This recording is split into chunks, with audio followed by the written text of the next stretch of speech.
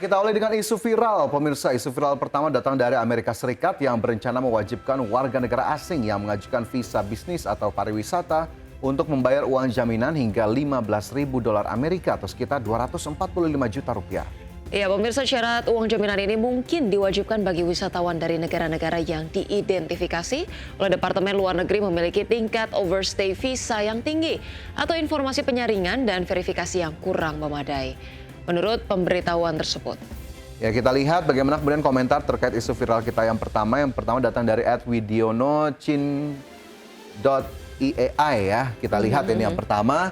Bayar uang jaminan segitu tapi masuk negaranya keamanan juga belum tentu terjamin. Oke, berikutnya @Ahmad Huderi 03 nggak minat ke Amerika Serikat. Oke, singkat banget ya dari Ahmad Huderi. Lanjut kita ke komentar yang ketiga dari @sam_pr10. Akses ke data warga RI sudah dikasih semuanya.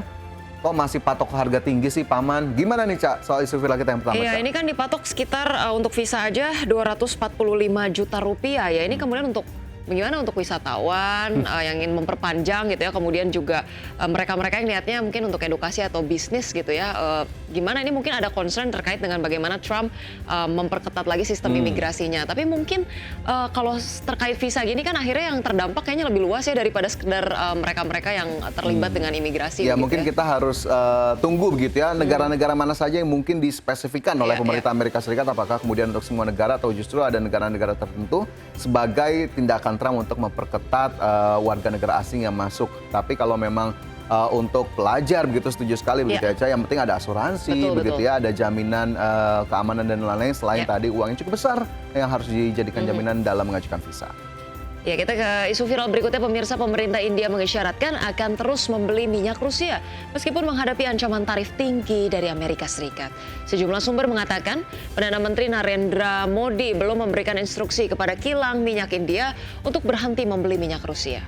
Akhir pekan lalu, Modi menggarisbawahi pentingnya melindungi kepentingan ekonomi India di tengah kondisi global yang tidak menentu. Komentar tersebut muncul hanya beberapa hari setelah pemerintahan Trump mengenakan tarif 25% atas produk India. Gedung Putih juga mengancam akan mengambil tindakan lebih lanjut jika India melanjutkan pembelian minyak Rusia. Ya, sepertinya ini hubungan antara Amerika Serikat dan India kembali memanas begitu setelah penerapan tarif dan sekarang terkait dengan impor minyak dari Rusia. Kita lihat komentar ke isu viral kita yang kedua, pemirsa. Yang pertama dari @leyngtrbang, bacanya agak sulit nih ya. Pemberani dan tangguh, kasih emot tepuk tangan. Oke, kece juga nih. Berikutnya untuk @mapan21_Rio ini menyebutkan kalau dilihat memang ekonomi India sekuat itu. Backupnya Rusia, jumlah warga negaranya salah satu yang terbanyak di dunia. Gak perlu Amerika Serikat untuk menghidupi ekonomi India, startup bagus juga banyak dari India. Dokter-dokternya juga handal-handal. Mantap sekali ya komentar yang kedua. Kita lihat komentar ketiga. Ini dari @birbanteng_smart67. Perlu ekonomi sebesar India agar Indonesia punya sikap setegas itu. Ya, gak apa-apa lah ya. Kita tunda dulu mimpi jadi macan Asia. Wow, ini kalau kita lihat sepertinya cukup banyak yang mendukung sikap India ya untuk kemudian mempertahankan kedaulatan ekonominya, salah satunya dengan tetap mengimpor dari Rusia. Nggak peduli nih Trump ancamannya seperti apa. Betul, walaupun kemudian dikenakan tarif 25% sudah tertekan, tapi kemudian dia punya keyakinan tersendiri begitu ya dengan memperkuat hubungan bilateralnya dengan Rusia dan juga negara-negara lainnya. Semoga saja bisa dijadikan salah satu best case study lah oleh Indonesia ya. Baik, kita bergeser dari isu viral yang kedua ke isu viral ketiga. Pemirsa, ini datang dari pasar otomotif Indonesia yang saat ini sedang mengalami penurunan penjualan khususnya di sektor kendaraan penumpang. Hal ini salah satunya karena daya beli masyarakat yang melemah. Pameran Gaikindo Indonesia International Auto Show atau GIAS 2025 diharapkan dapat mendongkrak penjualan mobil baru di Indonesia. Sebab ajang ini kerap dijadikan panggung setiap brand untuk meluncurkan produk terbaru atau teknologi terkini. Oke, Sekretaris Gaikindo, Gabungan Industri Kendaraan Bermotor Indonesia, Kuku Kumara mengatakan saat ini masyarakat semakin kesulitan membeli mobil karena harganya yang sangat tinggi. Oleh sebab itu dirinya meminta produsen agar menjual mobil di bawah harga 300 juta rupiah. Ya, kita lihat komentar yang pertama terkait isu viral kita dari dunia otomotif, pemirsa. Ini datang dari @faiz_zfkr. Pajaknya tuh turunin, kalau gini perusahaan juga kecekik lama-lama. Berikutnya ada Sagita Vina Jakarta mengatakan Mobilnya udah banyak dari dulu juga LCGC udah lama. Memang daya beli lagi menurun, makin gak laku lagi kalau paksa produksi banyak. Lagi lesu, kelas menengah atas juga beda segmen, gak lirik harga tapi kualitas dan kenyamanan. Oke, next kita lihat komentar terkait isu viral ketiga @Pablo Sanchez 666.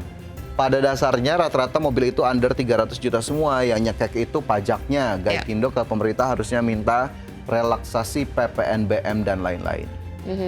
Oke, selain daripada menyoroti tadi ada pajak juga begitu ya. Sebetulnya mungkin kalau misalnya ada request mobil di bawah 300 juta rupiah banyak sih gitu ya. Tapi mungkin nggak semua brand kemudian bisa di-push untuk produce di bawah 300 juta rupiah. Karena yang pasti yang harus diperhatikan ini juga kan kualitas keselamatan kendaraannya. Kemudian juga bagaimana nih pengaturan emisinya gitu. Katanya kan mau net zero emission gitu ya. Kalau misalnya semua brand ditekan untuk harus produce di bawah 300 juta rupiah, kayaknya takutnya nggak efektif juga. Kayaknya masih ada banyak hal yang tadi terkait pajak juga bisa digencarkan. Jadi lagi, mungkin gitu ya. insentifnya, stimulusnya harus diberikan agar kemudian masyarakat di masing-masing kategori, di masing-masing segmen ini bisa kembali lah untuk melakukan pembelian otomotif ataupun mobil dalam hal ini agar kemudian tadi penjualannya juga meningkat. Mungkin juga bisa ditiru ya apa yang kemudian dilakukan oleh pemerintah China, mensubsidi mobil-mobil listriknya agar kemudian lebih murah. Jadi bahkan orang-orang di China sendiri membeli produknya sendiri dan bahkan bisa mengekspor. Nah ini mungkin bisa dijadikan pelajaran gitu ya. Iya, dan masyarakat juga udah lebih pinter lah ya daripada beli maksain gitu yang semakin murah tapi kualitasnya juga bingung nih jangka panjang gimana. Jadi kebanyakan pada beli mobil bekas juga gitu. Baik, itu kita harapkan menjadi catatan untuk dunia otomotif Indonesia. Dan pemirsa, dari isu viral kita yang ketiga, kita bergeser ke indeks harga saham gabungan yang berakhir di zona hijau pada perdagangan Selasa, naik 0,68% ke level 7.515. Iya, pemirsa, informasi dan pembahasannya akan dibawakan oleh rekan Fajar Wayong. Jadi pemirsa jangan kemana-mana, tetaplah bersama kami.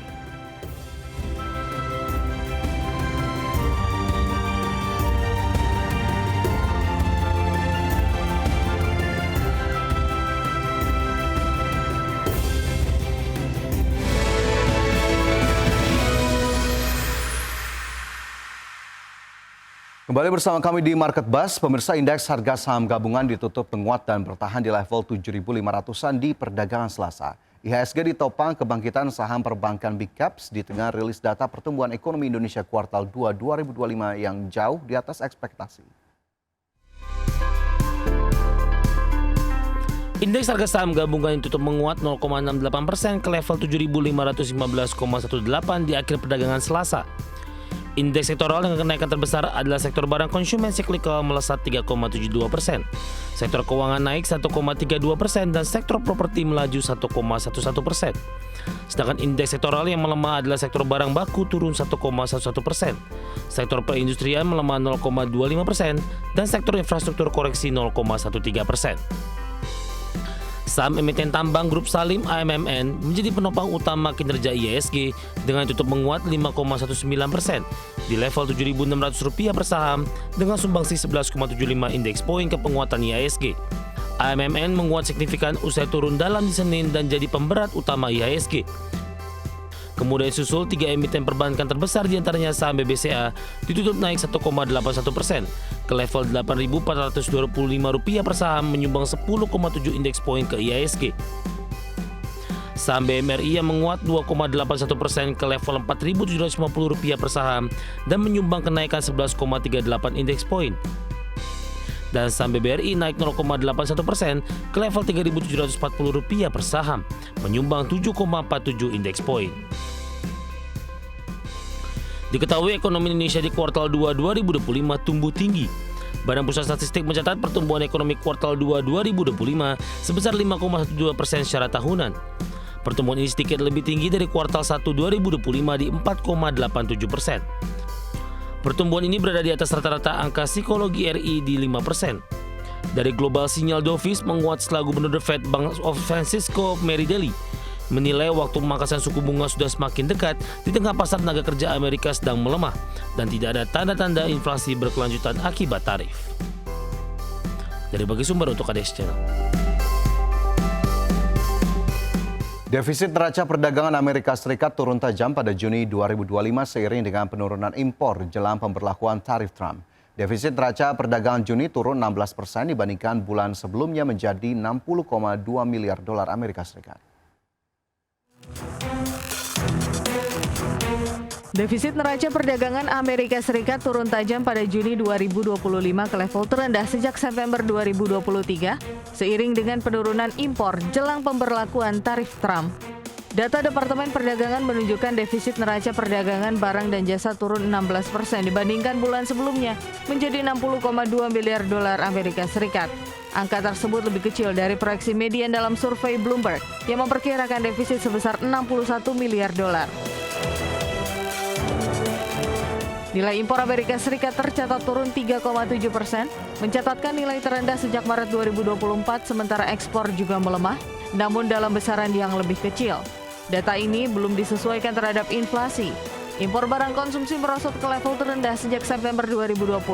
Penurunan juga terjadi pada barang industri dan kendaraan bermotor, sementara pengiriman barang modal ke dalam negeri justru meningkat. Data Juni juga melengkapi gambaran kuartal 2 2025 yang menurut estimasi awal pemerintah pekan lalu mencatat pertumbuhan ekonomi sebesar 3% secara tahunan. Kontribusi ekspor bersih menambah 5 poin persentase terhadap PDB setelah pada kuartal 1 memberikan beban terbesar dalam catatan sejarah. Namun di balik angka utama tersebut, momentum ekonomi dinilai mulai melambat. Berbagai sumber IDX Channel. Dari komoditas, pemirsa, harga minyak merosot pada perdagangan Selasa karena meningkatnya pasokan OPEC Plus dan kegelisahan melemahnya permintaan global mengimbangi kekhawatiran tentang ancaman Donald Trump terhadap India atas pembelian minyak Rusia. Minyak mentah berjangka Brent turun 1,63% menjadi 67,64 dolar per barrel, sementara minyak mentah berjangka West Texas Intermediate turun 1,7% menjadi 65,16 dolar per barrel. Kedua harga acuan minyak tersebut mencapai level terendah dalam 5 minggu. Pada Selasa, Trump kembali mengancam tarif yang lebih tinggi untuk barang-barang India atas pembelian minyak Rusia oleh negara itu dalam 24 jam ke depan. Trump juga mengatakan penurunan harga energi dapat menekan Presiden Rusia Vladimir Putin untuk menghentikan perang di Ukraina. Sementara itu, New Delhi menyebut ancaman Trump tidak beralasan dan berjanji untuk melindungi kepentingan ekonominya yang memperdalam keretakan perdagangan antara kedua negara.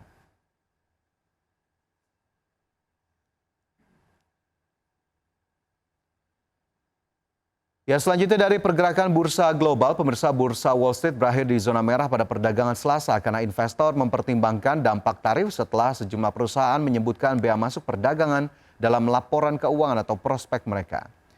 Pada perdagangan Selasa, indeks Dow Jones Industrial Average ditutup turun 0,14% menjadi 44.111, indeks S&P 500 melemah 0,49% menjadi 6.299 dan indeks Nasdaq Composite merosot 0,65%. menjadi 20.916. Sementara itu dari bursa saham Eropa, pemirsa, bursa saham Eropa terpantau menguat didorong laporan keuangan perusahaan yang lebih baik dari perkiraan dan optimisme The Federal Reserve akan memangkas suku bunga pada bulan September mendatang. Indeks acuan Eropa Stock 600 ditutup naik 0,15% ke level 541,4. Dengan sebagian besar bursa regional juga diperdagangkan di zona hijau, termasuk indeks DAX Jerman menguat 0,37% ke level 23.846 dan indeks FTSE 100 Inggris bertambah 0,16% ke posisi 9.142.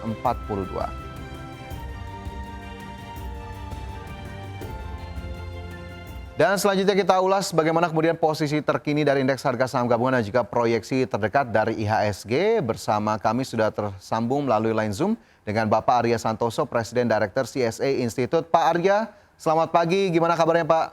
Selamat pagi Pak Fajar, bagus kondisinya sekarang lagi baik-baik. Siap, terima kasih Pak Arya sudah bergabung bersama kami dalam Market Buzz di hari ini. Pak Arya, mungkin kita review terlebih dahulu posisi indeks harga saham gabungan pada perdagangan Selasa kemarin yang akhirnya berhasil ditutup menghijau, masih bertahan di level 7.515-an. Apa saja menjadi catatan pada perdagangan kemarin Pak Arya?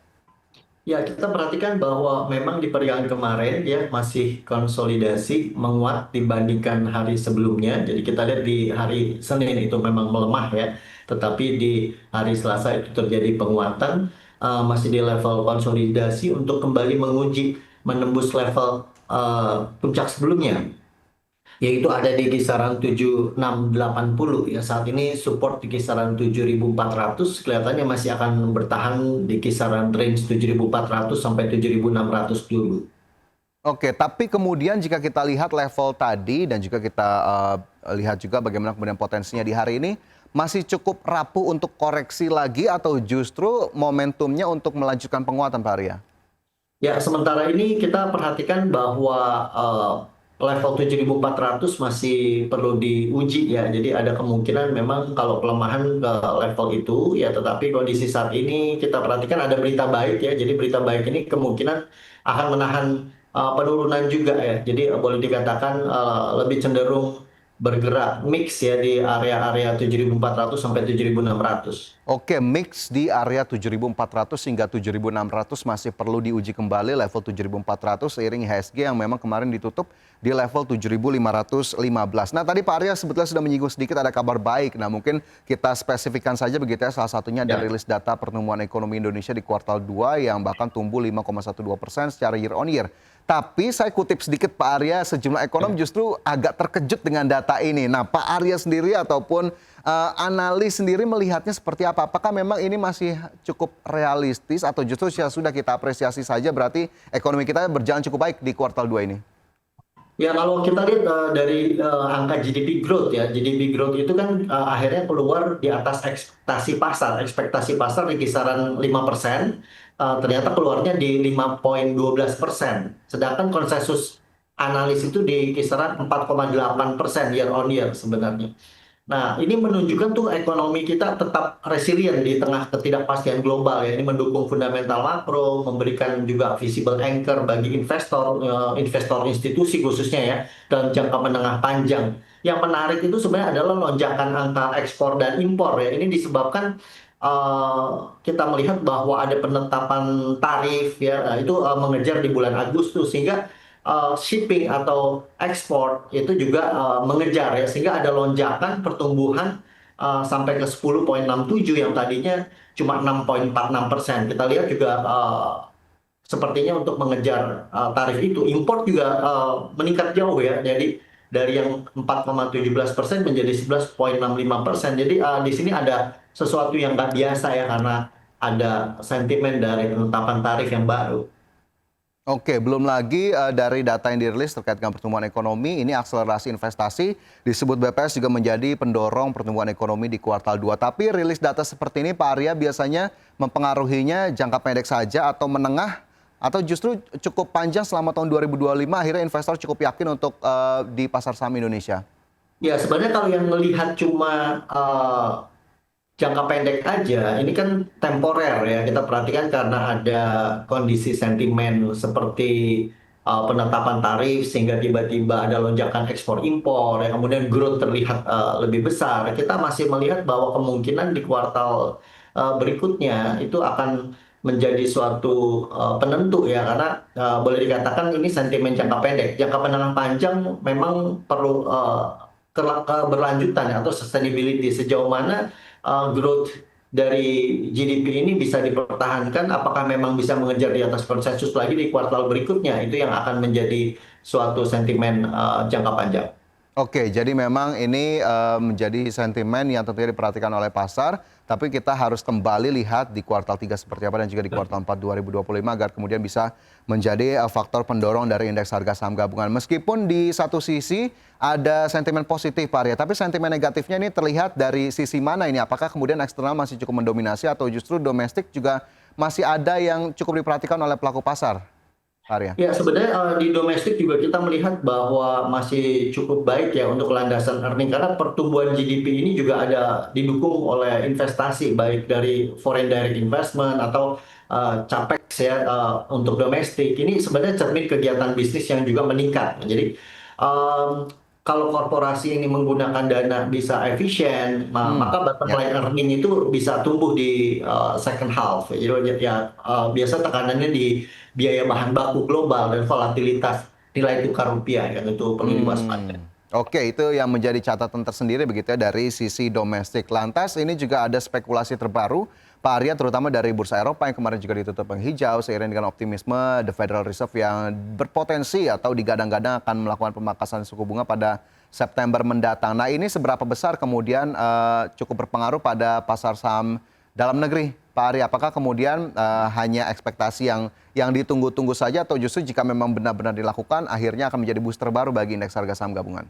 Ya, biasanya untuk pemangkasan suku bunga di sentimen global ya, contohnya The Fed memangkas suku bunga, itu biasanya yield di pasar AS itu turun. Jadi di Amerika yieldnya turun, nah kemudian investor asing lebih tertarik masuk ke emerging market ya, seperti contohnya di Indonesia. Sebenarnya dia akan mendorong aliran modal masuk atau justru mendukung penguatan IHSG dan kemudian terjadi pelemahan yield obligasi di domestik di Indonesia, dan secara historis sebenarnya setiap potensi pemangkasan suku bunga itu akan diikuti oleh peningkatan investor asing dan penguatan IHSG ke level yang lebih baik. Oke, jadi pasar modal selain saham juga begitu ya di Indonesia juga turut terbawa oleh bagaimana nanti capital inflow yang diharapkan bisa datang pasca pemangkasan suku bunga The Federal Reserve yang diproyeksikan pada September mendatang. Baik, kita tinggalkan dari sentimen eksternalnya sendiri pemirsa dan juga Pak Arya. Saya ingin kembali lagi ke IHSG dan juga perdagangan terkini terakhir. IHSG disebut mendekati level tertingginya, tapi apakah kemudian ini sudah cukup overpriced Pak Arya di level-level saat ini?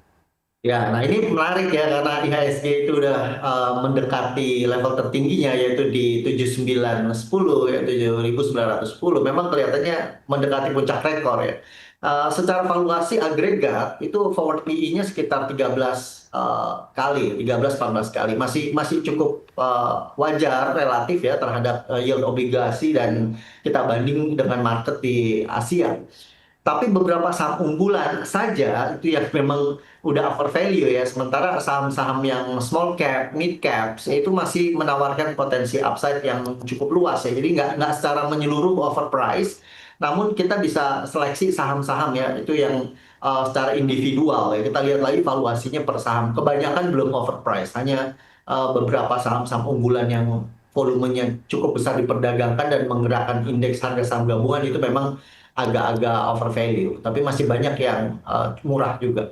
Oke, jadi memang bisa dipilah-pilah kembali begitu ya, mana kemudian yang secara valuasi sudah cukup overpriced meskipun masih ada peluang juga yang bisa kita manfaatkan dari sejumlah saham lainnya. Nah ini kita ke salah satu saham yang kemarin juga menjadi penopang, Pak Ari, ada saham Aman Mineral yang memang sebelumnya justru membebani indeks. Nah Aman Mineral sendiri dari kacamata Anda seperti apa Pak Ari? Apa yang perlu diperhatikan oleh para pemirsa?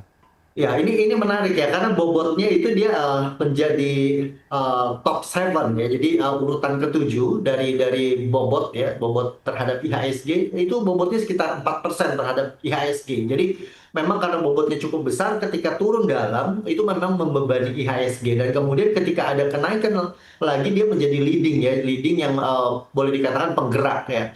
Nah, oleh karena itu naik turunnya AMMN atau mungkin saham-saham lain yang punya bobot besar terhadap indeks memang itu sangat mempengaruhi dan boleh dikatakan menjadi penggerak bagi IHSG ya. Nah, oleh karena itu kita bisa melihat bahwa bukti ya atau bahwa ini mencerminkan IHSG itu hariannya masih dipengaruhi oleh aksi saham-saham big caps. Nah, jadi tetap strateginya bottom up ya lebih penting. Jadi lihat dulu perusahaannya bagaimana dari laporan keuangan, rasio profitabilitas dibandingkan sama peer valuation-nya juga sebelum kita bisa mutusin mau tambah beli atau kita bahkan mungkin menjual ya. Jadi korelasi terhadap IHSG dengan saham-saham tertentu itu tergantung dari sisi market cap dan besarnya perusahaan itu. Jadi kembali lebih baik bottom up ya, lihatnya per individual saham saja. Oke, jadi analisis bottom up bisa dilakukan begitu ya untuk kemudian akhirnya menentukan saham mana yang kemudian bisa ditambahkan atau dimasukkan ke portofolio Anda. Tapi sedikit lagi Pak Arya sebelum kita jeda, akhirnya Aman Mineral kalau dari Anda lihat ini akan kemana dan level-level yang diperhatikan di level berapa saja ini? Ya, kita bisa perhatikan memang area supportnya itu di kisaran level 7.000 ya. Jadi di level 7.000 itu menjadi area support sekarang. Kemungkinan penguatan kembali menguji level 8.000 kembali karena di situ ada boleh dikatakan neckline yang dari topping yang sebelumnya ya, peak yang sebelumnya. Jadi kita lihat range-nya di area 7.000 8.000 bisa menjadi area perdagangan jangka pendek. 7.000 hingga 8.000 menjadi level yang bisa diperhatikan untuk AMMN. Pemirsa, jika Anda juga termasuk yang memperhatikan saham ini, silakan saja. Tapi sekali lagi keputusan investasi tetap kami kembalikan kepada Anda masing-masing dari pemirsa IDX Channel. Pak Arya, kita jeda terlebih dahulu, nanti kita lanjutkan kembali terutama dengan saham-saham pilihan apa saja yang kemudian bisa diperhatikan oleh para pemirsa. Tapi nanti pemirsa tetaplah bersama kami, Market Buzz segera kembali.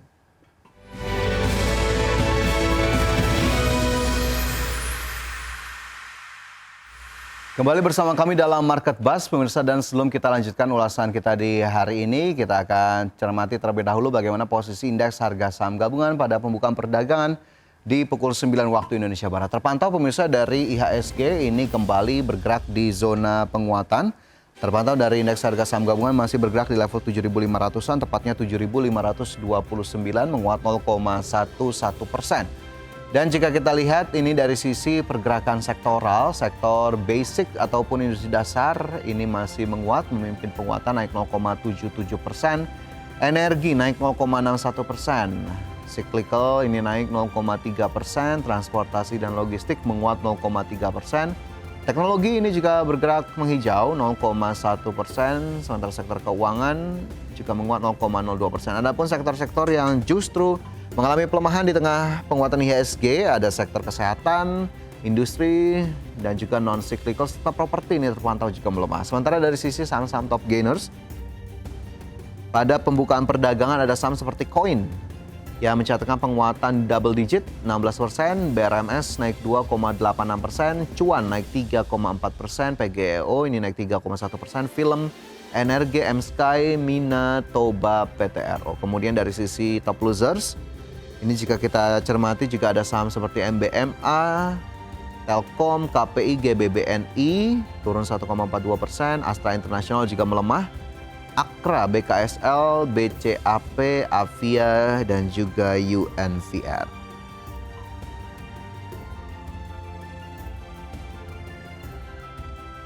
Baik, kembali kita lanjutkan perbincangan kita di Market Buzz hari ini bersama Bapak Arya Santoso, Presiden Director CSA Institute. Pak Arya, mungkin kita komentari terlebih dahulu posisi pembukaan indeks harga saham gabungan pada hari ini yang memang masih bertahan di zona penguatan meskipun saat ini sudah agak melemah lagi nih Pak Arya. 7.500-an sekali lagi proyeksi terdekatnya untuk IHSG?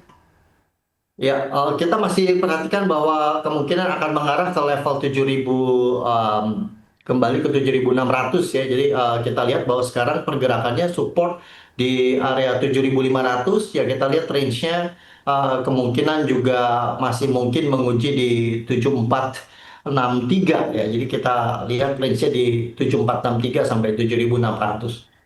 Oke, baik, range-nya di 7.463 hingga 7.600 pemirsa, seiring dengan posisi indeks harga saham gabungan terkini yang memang masih bergerak di level 7.500-an. Baik, dari IHSG, dari posisi pembukaan kita bergeser ke saham-saham pilihan di hari ini. Tadi sudah kami terima datanya Pak Arya, ada BSDE, kemudian juga ada BRMS, PNLF, dan juga ada MNCN. Mungkin kita kulik satu persatu ya Pak Arya ya. Yang pertama dari BSDE, dari sektor properti. BSDE sendiri jika kita cermati terlebih dahulu pada posisi kemarin dan juga hari ini naik 1,21% pada pembukaan perdagangan ke Rp835. Apa yang menarik dari BSDE, Pak Arya?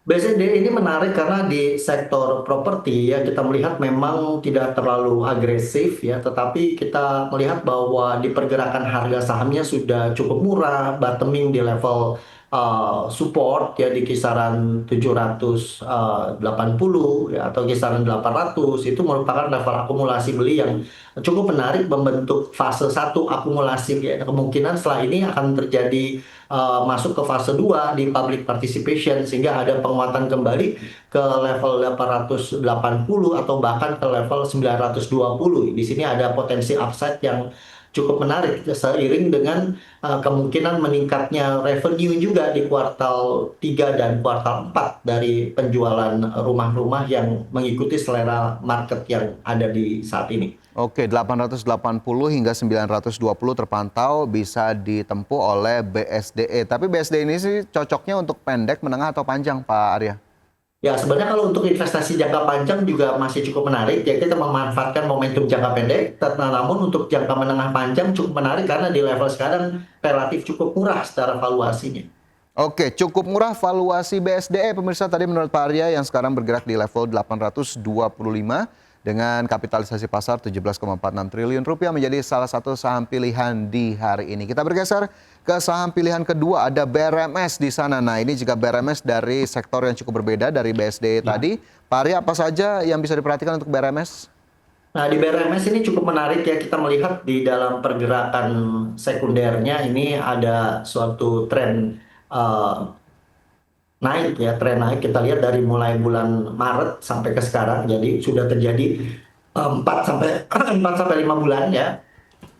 Terjadi suatu uptrend yang cukup baik sih, dan juga sektornya berhubungan dengan sektor emas ya, harga emas yang sedang melonjak ya, sehingga di sini merupakan suatu sentimen yang cukup baik. Kita lihat sekarang dekat dengan area support di kisaran 420 ya, kemudian ini menjadi satu level yang cukup menarik untuk dilakukan pembelian, kemungkinan upside sampai level 480 ya, jadi bisa beli di dekat-dekat area support, kemudian bisa menjual untuk jangka pendek di kisaran 480 sampai bahkan mungkin sampai 500. Ini masih sangat realistis ya dengan sentimen harga emas yang meningkat. Ada potensial upside untuk BRMS ke level yang lebih tinggi. Pemirsa, dari level saat ini di Rp442 per saham, BRMS dibuka menguat 5,24% pada perdagangan Rabu, dan BRMS tentunya menjadi salah satu pilihan yang dapat Anda perhatikan. Tapi sekali lagi disclaimer on, keputusan tetap kami kembalikan kepada masing-masing dari Anda. Dari BRMS kita ke PNLF. Nah, ini dari sektor keuangan begitu ya. Ada PNLF di sana. Jika kita perhatikan kembali, saham PNLF sendiri bergerak di level 258 pada pembukaan perdagangan hari ini, terkoreksi 0,77%.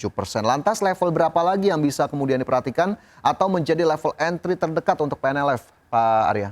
Ya, PNLF ini menarik dalam 3 tahun terakhir, top line revenue-nya meningkat ya, tapi kita perhatikan bahwa sekarang harga juga relatif cukup murah, bottoming di level harga 250, dekat-dekat dengan area support, bisa cicil beli ya, strateginya bertahap. Nah, kita lihat potensi kemungkinan sampai ke level 272 sampai ke level 300, ini cukup potensial dan sangat berpotensi juga menjadi multi baggers. Kita perhatikan bahwa saat ini di fase 1 akumulasi ya, kemungkinan selanjutnya akan masuk ke fase 2 di public participation setelah breakout dari level 270-an. Ya, jadi di sini menarik bagi mereka yang ingin mengumpulkan untuk jangka menengah panjang, juga masih bisa menjadi pilihan investasi. Oke, masih bisa dijadikan pilihan untuk berinvestasi menengah ataupun panjang. Dari sisi likuiditas, mendukungkah Pak Arya untuk PNLF? Ya, sementara ini mungkin volume transaksi tidak terlalu besar ya, tapi nanti akan meningkat seiring dengan perubahan fase masuk ke fase 2 ya. Sekarang masih di fase 1, bagi yang ingin membeli dengan strategi buy on breakout, nanti tunggu setelah breakout dari level 272. Tapi bagi mereka yang ingin cicil beli ya, bisa di area-area ini sampai ke level 250, itu cukup menarik untuk menjadi strategi buy on weakness. Buy on weakness bisa dilakukan di level saat ini 250-an, kemudian tadi juga ada level breakout di 270-an yang juga bisa dilihat. Sementara likuiditas menurut Pak Arya tadi akan berjalan beriringan begitu ya dengan masuknya PNLF ke fase berikutnya. Baik, itu untuk saham pilihan ketiga kita pemirsa. Ada BSDE, BRMS dan juga PNLF. Sementara satu saham lagi justru datang dari industri media ya. Ini ada MNCN yang masuk dalam rekomendasi di hari ini. Pak Arya, silakan bagaimana kemudian analisisnya soal MNCN terkini? Ya, MNCN juga sudah bottoming di kuartal 1 ya, di Februari, Maret ya. Kemudian harga juga cenderung meningkat sampai hari ini. Volume juga sudah mulai expanding dan berkembang. Kita melihat bahwa di harga sekarang relatif cukup murah ya secara valuation. Ini ada suatu potensi upside yang juga berpotensi menjadi multi baggers juga. Jadi bagi yang untuk berinvestasi jangka menengah atau jangka panjang bisa menjadi pilihan ya. Sedangkan untuk bagi mereka yang trading jangka pendek, akan mengejar ke resisten berikutnya di level 280-an ya. Jadi di sini masih ada potensi upside yang bisa dijadikan suatu area perdagangan jangka pendek. Pada saat terjadi pelemahan bisa buy on weakness. Oke, bisa buy on weakness jika terjadi pelemahan. Untuk saham MNCN tadi pemirsa dengan level-level yang bisa Anda perhatikan, 4 saham pilihan tadi menurut Pak Arya sudah disampaikan, dan jika memang ini masih masuk dalam radar investasi Anda begitu ya pemirsa, sekali lagi kami kembalikan kepada masing-masing dari Anda keputusan investasi dari 4 saham pilihan berikut. Dan selanjutnya Pak Arya, saya ingin bertanya soal saham-saham di sektor perbankan ini yang sepertinya kompak sekali mengalami pelemahan pada pembukaan perdagangan di sesi pertama hari ini. Apa yang mungkin bisa menjadi catatan dari sektor perbankan agar kemudian bisa menjadi awareness juga untuk para pemirsa? Ya, di sektor perbankan itu dibayangi dengan NPL yang kemungkinan meningkat ya. Jadi bagaimana kemampuan bayar dari para peminjam uang itu memang pada saat ini memang terjadi reschedule atau mungkin terjadi juga restructure ya, tetapi kemungkinan kesulitan-kesulitan yang sudah terjadi itu akan mulai terlihat di pembukuan ya, sehingga NPL-nya kemungkinan ini akan menjadi suatu tantangan tersendiri bagi sektor perbankan. Oleh karena itu sementara kemungkinan itu akan selesai di kuartal 4 ya. Jadi di sini kelihatannya masih akan terjadi konsolidasi di kisaran-kisaran area sekarang ya. Jadi boleh dikatakan bahwa bagi para investor sebaiknya nanti bisa buy on weakness, kemungkinan di kisaran level 10-15% dari harga sekarang. Oke, level 10 hingga 15% dari harga sekarang ini bisa dilakukan buy on weakness untuk saham-saham perbankan yang memang masih cukup mengalami pelemahan pada perdagangan di sesi pertama hari ini. Dan sebetulnya masih banyak sekali yang bisa kita gali Pak Arya, tapi sayang sekali waktu kita terbatas. Terima kasih banyak sudah hadir dalam Market Buzz di hari ini. Sehat selalu dan sukses selalu untuk Anda. Sampai jumpa. Ya. Dan pemirsa, sejumlah informasi akan kami hadirkan usai jeda. Tapi saya tidak sendiri dengan rekan Rosalyn Chiu. Ocha, ada informasi apa saja hari ini? Ya baik, Fajar dan juga pemirsa, ada berbagai informasi lainnya. Di antaranya adalah terkait dengan PT Pulau Subur Tbk atau PTPS yang siap memberikan dividen interim senilai 6,5 miliar rupiah. Pemirsa jangan kemana-mana karena informasi yang akan kami hadirkan usai jeda berikut ini.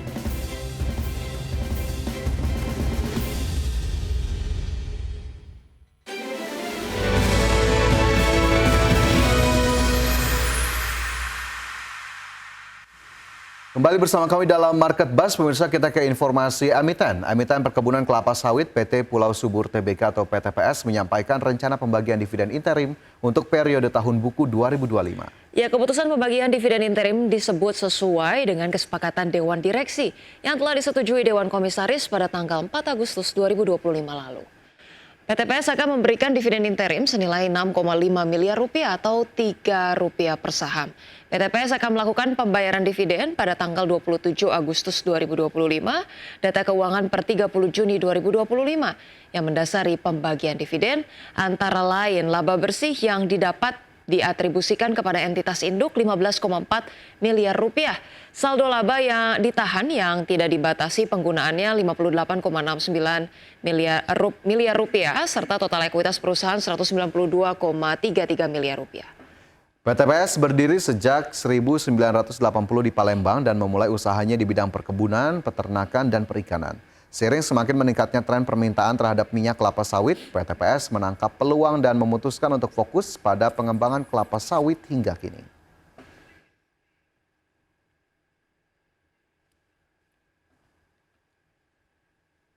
Pemirsa, PT Kawasan Industri Jababeka Tbk atau KIJA mencatatkan kinerja positif pada 6 bulan pertama tahun 2025. KIJA membukukan pendapatan konsolidasi sebesar 2,72 triliun rupiah per semester 1 2025, tumbuh 14% dibandingkan dengan 2,38 triliun rupiah pada semester pertama tahun 2024. Pendapatan KIJA ditopang beberapa pilar utama. Pertama, pendapatan dari pilar Land Development and Property melonjak 2% menjadi 1,4 triliun rupiah per semester 1 2025 dari sebelumnya 1,4 triliun rupiah di periode yang sama tahun lalu. Pertumbuhan ini terutama ditopang oleh penjualan tanah kafling sebesar 1,33 triliun rupiah, meningkat 17% dibandingkan periode yang sama tahun sebelumnya. Kendal menjadi kontributor utama di pilar ini. Laba kotor KIJA meningkat 10% menjadi 1,11 triliun rupiah per Juni 2025 dari 1,01 triliun rupiah di periode yang sama tahun 2024. Margin laba kotor konsolidasi turun menjadi 41% per semester 1 2025 dari sebelumnya 43% di semester 1 2024. Alasannya karena peningkatan kontribusi pendapatan dari segmen infrastruktur yang memiliki margin lebih rendah dibandingkan land development. Dengan kinerja tersebut, KIJA mampu mengantongi laba neto yang diatribusikan kepada pemilik entitas induk alias laba bersih sebesar 310,65 miliar rupiah per Juni 2025. Ini melesat 523,5% secara tahunan alias year on year dari 49,82 miliar rupiah.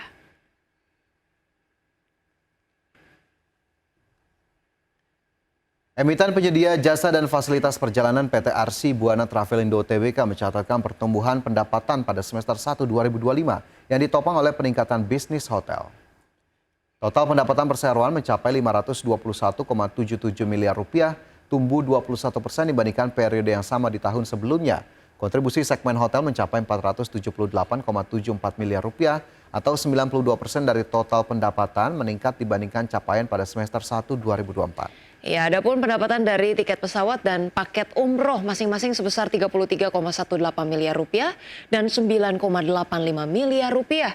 Di sisi bottom line, laba bersih meningkat 12% menjadi 26,7 miliar rupiah. EBITDA juga meningkat secara tahunan dan mencerminkan pengelolaan beban operasional yang lebih efisien. Dengan struktur keuangan yang semakin solid dan tren permintaan yang tetap kuat, perseroan pun optimistis dapat mempertahankan momentum pertumbuhan hingga akhir 2025.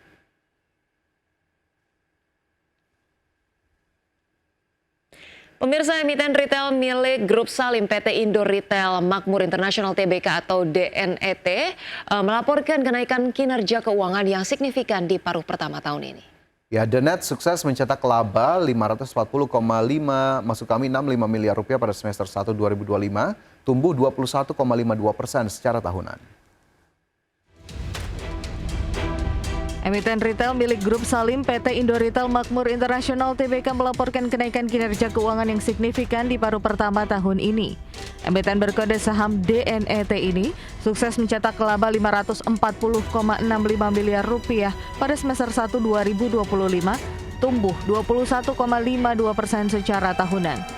Laba per saham ikut terkerek menjadi Rp38,12 dari sebelumnya Rp31,37. Sementara pendapatan perusahaan naik 14,94% menjadi Rp801,37 miliar dengan penopang utama dari segmen korporasi dan retail. Pendapatan dari segmen korporasi tercatat Rp455,45 miliar, sedangkan segmen retail mencapai Rp304,73 miliar. Di sisi lain, kontribusi laba dari entitas asosiasi dan ventura bersama turut menopang kinerja dengan nilai Rp444,37 miliar. Indomarko Prisma Tama menyumbang sebesar Rp479,99 miliar, sementara Roti positif Rp18,5 miliar dan FAS masih merugi Rp50,36 miliar. Hingga akhir Juni 2025, total aset perseroan naik menjadi Rp21,88 triliun dengan liabilitas turun tipis ke Rp7,09 triliun. Ekuitas menguat ke level Rp14,79 triliun, namun saldo kas dan setara kas sedikit menurun menjadi Rp1,21 triliun dari sebelumnya Rp1,28 triliun. Berbagai sumber IDX Channel. Dan pemirsa, berbagai informasi menarik lainnya akan kami hadirkan usai jeda berikut ini, tetaplah bersama kami.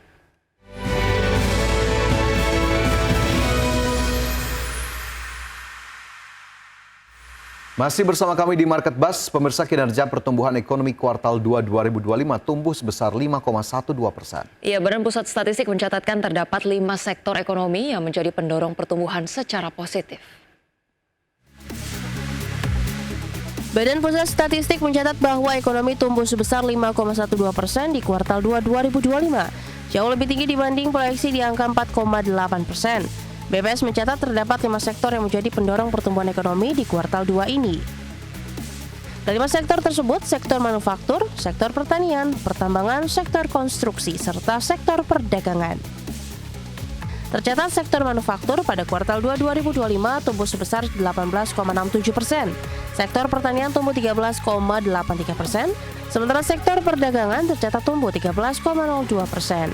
Untuk sektor konstruksi tumbuh 9,48% dan untuk sektor pertambangan, BPS mencatat kuartal 2 2025 sebesar tumbuh 8,59%. Ekonomi Indonesia berdasarkan besaran produk domestik bruto (PDB) pada triwulan 2 2025 atas dasar harga berlaku sebesar Rp5.947 triliun, atas dasar harga konstan sebesar Rp3.396,3 triliun.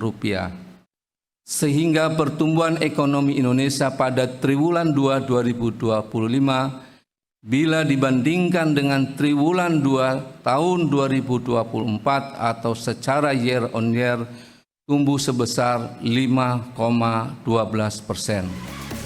Realisasi pertumbuhan ekonomi tersebut di atas ekspektasi sejumlah ekonomi yang sebelumnya meramal ekonomi Indonesia hanya tumbuh 4,8%. BPS menegaskan bahwa produk domestik bruto Indonesia atas dasar harga berlaku pada kuartal 2 2025 mencapai Rp5.947 triliun. Sedangkan PDB atas harga konstan mencapai Rp3.396,3 triliun. Dari Jakarta, tim liputan IDX Channel. Pemirsa, IDX Channel dan Sinar Masland sukses menggelar IDX Channel Sinar Masland Golf Tournament 2025 yang berlangsung di Rancamaya Golf and Country Club, Bogor, Jawa Barat. Ya, pemirsa, gelaran IDX Channel Sinar Masland Golf Tournament 2025 ini merupakan salah satu bentuk dukungan terhadap perkembangan olahraga golf di tanah air.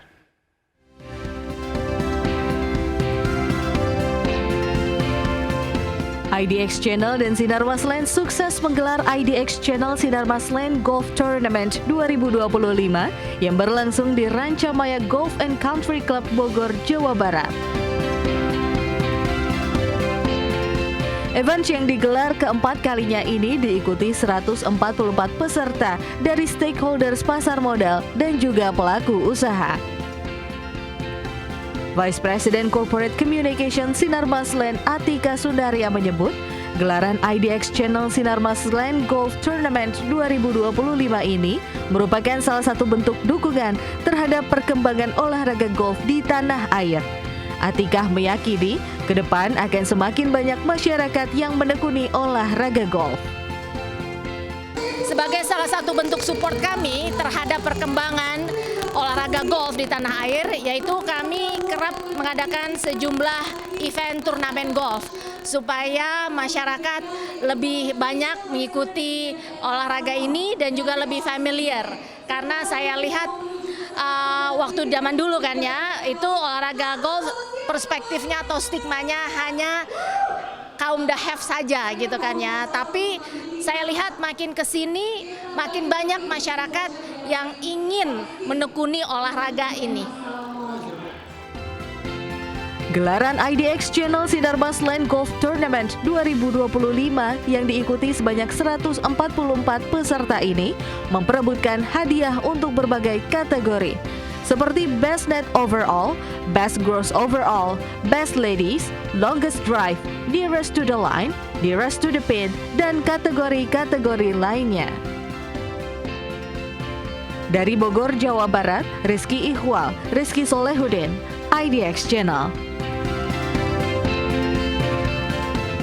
Baik pemirsa, sebelum kita akhiri Market Buzz kali ini, kita akan melihat dulu bagaimana pergerakan indeks harga saham gabungan sejauh ini. Kita akan lihat bersama-sama di sini tampaknya IHSG menguat tipis 0,17% ke 7.528. Ya, dari IHSG yang menguat dari sisi sektoral, mungkin kita lihat terlebih dahulu yang menjadi pendukung utama adalah industri dasar. Ini naik kencang 2,11%, ini sektor cyclical juga menguat 0,7%, energi, infrastruktur, transportasi serta keuangan, sementara teknologi, industri, properti, non-cyclical dan juga sektor kesehatan justru melemah di pembukaan ataupun di 30 menit pertama perdagangan hari ini. Ya, dan top gainers datang dari Koin, BRMS, Cuan, Antam, Film, BRPT, Aman Mineral, kemudian Toba, PTRO dan Brand, kemudian top losers datang dari Telkom, BBNI, MSKY, kemudian MTEK, SCMA, BKSL, dan juga AMRT Japfa.